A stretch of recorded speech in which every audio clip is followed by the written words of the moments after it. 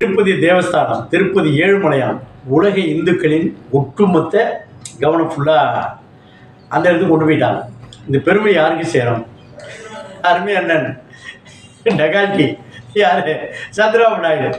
டெகால்டி என்ற ஒரு வார்த்தையை ஏன் பயன்படுத்த வேண்டிய சூழ்நிலை இருக்குன்னா, சில விஷயங்கள் கேட்டுவோமே. அதாவது நெய் அதில் கலப்படமா? கலப்படம் என்னென்னா, திருப்பதி தேவஸ்தானத்தில் நெய்யில் கலப்படம் என்றால் என்னவா? மீன் எண்ணெயா, மாட்டு கொழுப்பா, அடுத்தாப்புல தாவர எண்ணெய்கள், இந்த வனஸ்பதியெல்லாம் போட்டு பண்ணிட்டாங்க. இது ரொம்ப எப்படின்னு கிளப்பி விட்டு வந்தாச்சு. அதாவது இந்த விஷயத்துக்கு வரும். அது என்னென்ன பொருட்கள் கலந்துருக்குது உங்களுக்கு எல்லாம் தெரியும். கற்கண்டு, ஜீனி, கடலை மாவு, நெய் தான் கணக்கு. இந்த இவ்வளோ பெரிய தேவஸ்தானம் கிட்டத்தட்ட 300 வருடங்களாக இந்த லட்டு விஷயம் போயிட்டுருக்கு. இந்த இடத்துல என்னென்னா, இந்த நெய்யில் போய் கலப்படம் செய்கிறார்கள் அப்படின்னு சொல்கிறது என்னென்னா, நெய்யில் கலப்படத்தை கண்டுபிடிக்கிறது பல விஷயங்கள் இருக்குது. இதில் என்னென்னா, நெய் திருப்பதி தேவஸ்தானம் அக்மார்க் நெய் தான் வாங்கணும் சட்டம் டெண்டர்லேயே போட்டுருக்கு. உலகத்தில் உற்பத்தி செய்யப்பட்டு மனித உயிர்களுக்கு அல்லது விலங்கினங்கள் கூட பயன்படுத்தக்கூடிய எந்த பொருளுக்கும் ஒரு ஸ்டாண்டர்டைசேஷன் வச்சுருக்கா. பவுன்னு வச்சுக்கல, ஹால்மார்க்கு என்ற அதான் ஒரு ஸ்டாண்டர்ட். அதை மின்சாதனம் மற்ற இதர பொருட்கள் ஐஎஸ்ஐன்னு ஒன்று வச்சுக்குவாங்க. விதை சான்றளிப்பு துறையின் மூலமாக சான்றளிக்கப்பட்ட துறை விதை என்று ஒரு விதை உண்டு. அதை தான் பயன்படுத்தணும். இதுபோல் உணவுப் பொருள் எல்லாத்துக்குமே கிரேடிங், அக்மார்க் கிரேடிங்னு ஒன்று இருக்குது, அக்மார்க் டெஸ்ட்டுன்னு ஒன்று இருக்குது. அதை வச்சு ஸ்டாண்டர்டைஸ் பண்ணுறது தான் முறை. அப்படி பண்ண வேண்டிய நெய் திருப்பதி தேவஸ்தானத்தில் பயன்படுத்த நெய்க்கு அந்த மாதிரி எடுப்பதற்கு நிறைய மெத்தட்ஸ் இருக்குது. எப்படின்னா, அந்த சாம்பிளை எடுத்து அதை யார் தயாரிப்பாளரோ, யார் உற்பத்தியாளரோ, யார் விநியோகிச்சோ அவர் முன்னிலையில் அந்த மாதிரி எடுக்க வேண்டும். இதுதான் சட்டம். அந்த எடுக்கப்பட்ட மாதிரியில் அது மாதிரி எடுப்பவர் அந்த உரிமையாளருக்கு சீல் வச்சு அவர்கள் கையொப்பம் விட்டு அதில் ஏற்றணும், அதில் ஒட்ட வச்சிடணும். அப்புறம் எந்த மாதிரி எடுக்கிறாங்களோ அந்த கண்டெய்னர், லாரியா, டேங்கரா, இல்லை ட்ரம்மா, சீல் வச்சு 2 பேரும் கைது போட்டுடணும். அப்போ தான் அந்த எடுக்கிறவரை கைது போட்டுடணும். அப்புறம் தான் அதை பிரித்து செய்கிறது நடைமுறை. இங்கே என்ன நடந்திருக்கு? இங்கே போய் வெந்தது போதும் முந்தானையில் போட்டுக்கிற மாதிரி ரிசல்ட் ஒன்று. இப்போ இந்த மாதிரியை தான் எடுத்து அனுப்புன மாதிரி எடுத்தார்களா, இந்த மாதிரியை தான் எடுத்து அனுப்புனார்களா, யாருக்கு எங்கே பார்க்கணும்? அவங்களுக்கு தான் தெரியும். இந்த மாதிரி எடுத்ததுக்கு என்ன செய்யணும்? உரிமையாக ஏப்பாங்க. அந்த லேபில் கத்துறான், திண்டுக்கல் தமிழ்நாட்டை சேர்ந்த லேபில் கத்துறான். இதுக்கெல்லாம் நம்மளும் என்ன பண்ணா, ஐயோ பழனியெல்லாம் கிடையாதுப்பா அப்படிங்கிற மாதிரி பண்ண வேண்டி வந்தாச்சு. இது லட்டு என்பது 3 மாதத்திற்கு முன்புன கதை. இது அதை யார் வச்சு வந்தோடனே பிரிச்சு எல்லாரும் கொடுத்துட்டு அழகாக கும்பிட்டு போனான்னு போட்டோம். அது ஆந்திராவுடைய 2 ஒருங்கிணைந்த ஆந்திராவில் வாழ்நாளில் நம்ம மெக்கா மெதினாவுக்கு போகிற மாதிரி அந்த ஆந்திராவில் உள்ள மக்கள் ஒரு தடவை திருப்பதி தேவஸ்தானத்துக்கு போனால் வருஷத்துக்கு ஒரு தடவை நம்ம ஒரு பழனியெல்லாம் போகிற மாதிரி ஒரு நடைமுறை. இதில் போய் அதை கையை வச்சு கவனத்தை திருப்புறது மட்டும் இல்லாமல் ரொம்ப தேவையில்லாமல் சந்திரபாபு நாயுடு விளையாண்டு விட்டார். அது வேண்டாம். ஃபெயிலியர் ஆகி போச்சு. சென்ட்ரல் லேப்னு சொல்லிட்டு மத்திய அரசு லேபுக்கு அனுப்பணும், அங்கே கன்ஃபார்ம் பண்ணணும். இங்கே என்ன நடந்திருக்கு? இந்த சாம்பிள் வர்றதுக்குள்ளே இங்கே இருந்து போய் எடுத்தோடனே கொண்டு போய் யாருடைய ஒரு கொலைக்காரன்னா சாட்சியை விசாரிக்கணும், அல்லது அவனே கேட்கணும், ஏப்பா என்னடான்னு கேட்கணும். ஒன்றும் இல்லாமல் இவங்கள தன்னிச்சையாக ஒரு சாம்பிளை எடுத்து எங்கே அனுப்புகிறாங்க? குஜராத்துக்கு அனுப்புகிறாங்க. ஏன் இந்தியாவில் ஒரு இடமே இல்லையா?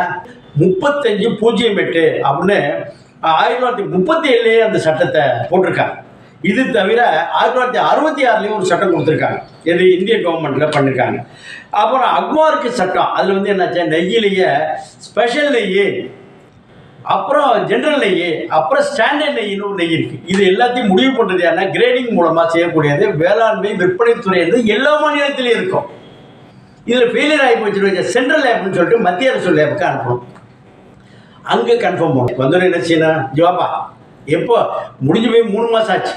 2,30,000 லட்டுகள் போயிட்டு இருந்திருக்கு. இது ஒரு பெரிய புனித பொருள். இந்த ஒரு புனித பொருளை போய் அல்பமாக இது என்ன பண்ணிவிட்டாங்க? இப்போ போய் தான் ராஜசேகர ரெட்டி ஒரு கிறிஸ்துவர், அவருடைய பையன், அதோடைய ராஜசேகருடைய அப்பா ஒரு இந்துங்க. அவங்க அம்மா வந்து என்னாச்சு, ஒரு கிறிஸ்துவரை திருமணம் செய்ததா, கிறிஸ்துவ பெண்ணை திருமணம் செய்ய ஊரை விட்டு வெட்டி விட்டாங்க. எப்போ அப்போ அப்பா வந்து யார், ராஜசேகர ரெட்டியோட அப்பா வந்து ஒரு இந்து, இங்கே வந்து விட்டார். அவர் ஒரு அம்மா மாதிரி ஒரு கிறிஸ்துவத்தை ஃபாலோ பண்ணார். இருக்கட்டும். அடுத்த அவரோட பையன், அந்த அம்மா வந்து யார், வெள்ளூர்காரங்க. அவருடைய சகோதரியை தான் சுப்பா ரெட்டி என்ற இந்த திருப்பதி தேவஸ்தானத்துடைய தலைவர் அந்த பீடத்தை கொடுத்துட்டாங்க. இப்போ என்னங்க வந்துச்சு, ஒன்றும் இல்லைங்க, சந்திரபாபு நாயுடு பாஜக நம்ம பவன் கல்யாணம் ஜெயிச்சிட்டாங்க. பவன் கல்யாணுக்கு துணை முதலமைச்சர் கொடுத்தா கூட அவர் 10 நிமிஷம் மதிக்கிறது இல்லை. அந்த கட்சிக்காரனை மட்டப்படுத்தி ஒதுக்கி விட்டுருது. அப்புறம் என்ன பண்ணுறதுனாக்கா, அந்த ஏற்கனவே அவர் என்ன பண்ணிட்டாருன்னா, நம்ம ஒய்எஸ்ஆர் அந்த ஜெகன்மோகன் ரெட்டி என்ன பண்ணார்னா 5 துணை முதலமைச்சர், ஒரு ஜாதிக்கு ஒரு துணை முதலமைச்சர் கொடுத்துட்டாரு. நம்ம இது மாதிரி ஒளிவன மொத்தமாச்சுங்க கொடுத்து விட்டார். 5 தலைநகரங்கள் ஒரு வித்தியாசமான அணுகுமுறை பண்ணார். அவர் இஸ் கான் லைக் எனிதிங். இப்பொழுது என்ன ஆகிவிட்டது என்றால், இந்த சந்திரபாபு நாயுடோட ஆட்கள் பூரா அவங்களை போட்டு அடிக்கிறது, பேச விடுறதில்லை, எங்கேயும் மட்டப்படுத்துறது. அவர் வந்து இடைத்தேர்தலில் ரோசையா வந்து சீஃப் மினிஸ்டர் இருந்தப்பவே இடைத்தேர்தலே 18 இடங்களில் ஒரு எதிர்கட்சியில் இருக்கக்கூடிய ஒரு பர்சன் ஜெயிச்சாரு. அவர் சந்திரபாபு நாயுடுக்கு உள்ளே போட்டார். என்ன உள்ளே போட்டாங்கன்னு கத்துறாரு தவிர அவர் போட்டதை யாரும் பண்ணுறது. இது ஒரு பக்கம்.